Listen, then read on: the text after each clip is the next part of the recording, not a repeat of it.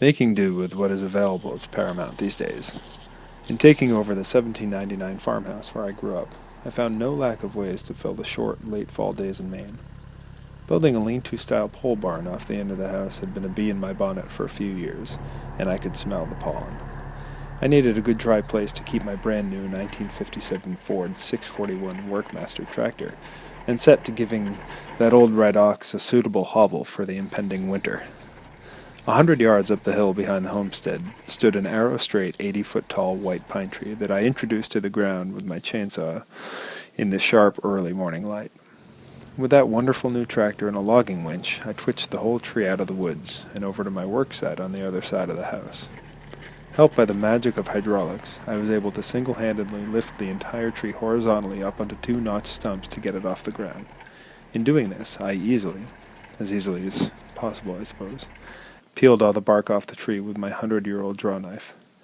My intent was to turn this tree into all the lumber I would need for the construction of this new weather foiler. Peeling the bark off makes the wood resistant to rot, as it takes away shelter for critters that eat dead wood.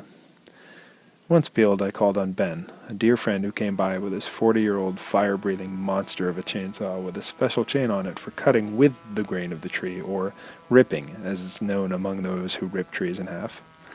We took turns manipulating the hungry yellow saw down the measured-out chalk line, dividing the tree in half lengthwise. In mere hours, we had manufactured all the beams I would need for this 10-foot by 20-foot structure, and had one hell of a good time while at it. The next morning, I began the day by notching in the rain. Well swaddled in wool, I was wet but warm, and eager to keep the project moving towards completion.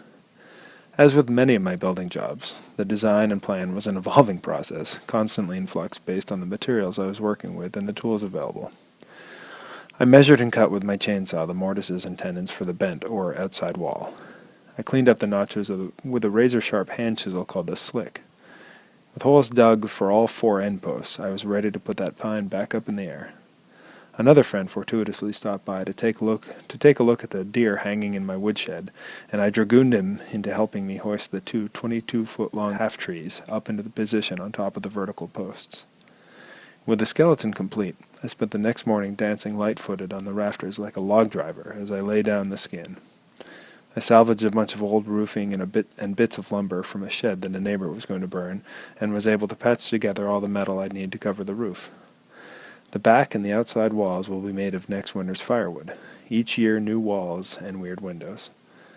That new tractor and a few implements now have a nice dry spot to sleep when it's not out crawling around the woods and fields or pushing small piles of snow into big piles of snow. From standing tree to a structure that should last at least into the next century, in only 4 days and for the cost of a little gas for the chainsaw. The satisfaction I garner from standing under that tin roof covered in 3 feet of snow, smoking my pipe and watching the wind whip by, seems almost worth the work in itself.